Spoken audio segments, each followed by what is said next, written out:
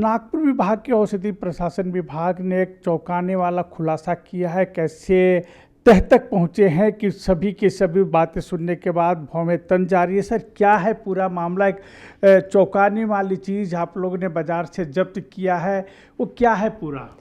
हमें ये जानकारी मिली थी कि नागपुर में ऐसे कुछ कॉस्मेटिक के प्रोडक्ट मिल रहे हैं जो पाकिस्तान में मैन्युफैक्चर हुए हैं, और ऐसी ही कुछ घटनाएं हाल ही के 10-15 दिन पहले छत्रपति संभाजी नगर और धुलिया में हुई थी। तो उसके लिए हमने कुछ खुफिया जानकारी निकाली। तो हमें एक इतवारी में एक दुकान का पता चला। वहाँ पे जाने के बाद हमें यह स्पष्ट हो गया कि वहाँ पे कुछ ऐसे कॉस्मेटिक प्रोडक्ट है 4 प्रकार के, जिसमें मेड इन पाकिस्तान लिखा है। तो उसका सैम्पलिंग हुआ है। जो सैंपल निकाले वो लैब में टेस्टिंग के लिए भेज दिए गए हैं, और आगे की जानकारी, आगे का तहकीकात चालू है कि वो सैंपल आए कहाँ से। उसमें क्या डाउट हुआ विभाग को कि उस जो है क्रीम है वो किस लिए इस्तेमाल की जाती थी? उसमें किस चीज़ की मात्रा है, आप लोगों को शक है? उसमें ऐसा जो सुनने में आया है कि उसमें मर्क्यूरी नाम का हेवी मेटल्स रहता है। अगर मर्क्यूरी का डोज ज़्यादा है उसमें, वो कॉस्मेटिक में, तो वो स्किन से फिर ब्लड में जाके किडनी को डैमेज कर सकता है।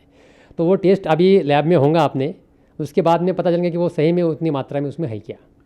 कितने की वो क्रीम थी, और क्या आपको लग रहा है कि पाकिस्तान, क्या भारत में वो क्रीम अवेलेबल थी या किसी रैकेट के थ्रू आई है या कोई एजेंसी के थ्रू आई है? अभी ये सब इन्वेस्टिगेशन में सामने आएगा। जो कोई भी प्रोडक्ट जब इंपोर्ट होता है तो उसमें 2 एजेंसियां काम करती है, जैसा कस्टम विभाग है और CDSCO है कॉस्मेटिक और ड्रग के बारे में।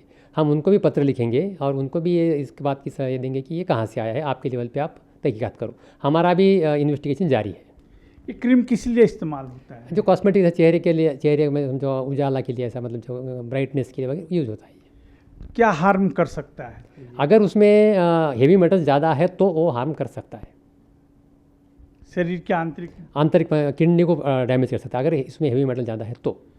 कितनी जगहों से आप लोगों ने ये पूरा जब्त किया है? क्या एक ही दुकान से या पूरे नागपुर में जगह? अभी एक जगह पे मिला है हमको, मेड इन पाकिस्तान तहकीकात वैसे किया। और अभी उसमें इन्वेस्टिगेशन में अगर कुछ मिलता है, आगे कुछ लिंक लगती है यहाँ की या कोई और दूसरे शहर की, तो वहाँ पे भी ये कार्रवाई होगी।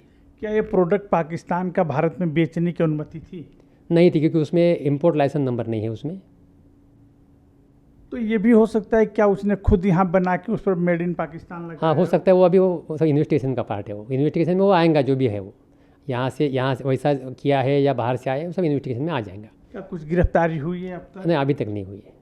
उसका क्या कहना है दुकानदार का? कहाँ से लाया, कैसे? ना, अभी ऐसा वो इन्वेस्टिगेशन का पार्ट है। उसने एक डिस्क्लोज किया है, लेकिन मैं अभी कैमरे के सामने बोल नहीं सकता हूँ। मैं कितने माल जब्त किया है आप लोग? करीबन 13,000 रुपये का 4 अलग अलग प्रोडक्ट है। वो चारों प्रोडक्ट इसी काम के आते थे? हाँ, कॉस्मेटिक जिसको बोलते हैं, कॉस्मेटिक। कितने सालों से बेच रहा था वो? नहीं, अभी इन्वेस्टिगेशन में आएगा वो। That is part of investigation. कितना गंभीर मानते हैं इसको? अभी इस पर डिपेंड है करता है कि जो अपना रिपोर्ट क्या आता है। रिपोर्ट में अगर मात्रा उसकी पाई गई और इसके मतलब जो लिमिट से बाहर, तो वो गंभीर है।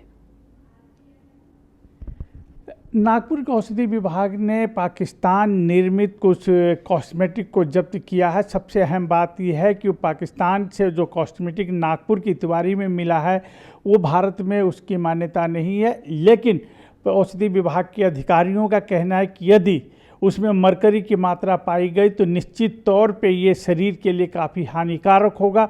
लगभग 13 से 15 हज़ार के आसपास का पाकिस्तानी ये क्रीम जब्त किया गया है, और आगे की जांच के लिए अलग अलग ज़िलों में इसी तरीके की क्रीम मिली थी। जिन जिन ज़िलों में मिली थी उनका लिंक ढूंढने का काम औषधि विभाग कर रहा है। अभी तक कोई गिरफ्तारी नहीं हुई, लेकिन सबसे अहम बात यह है कि पाकिस्तान से यदि निर्मित ये क्रीम नागपुर कैसे पहुंची, इसकी भी गंभीरतापूर्वक औषधि विभाग जांच कर रहा है। कैमरा पर्सन भूषण के साथ योगेंद्र तिवारी, इंडिया टीवी, नागपुर।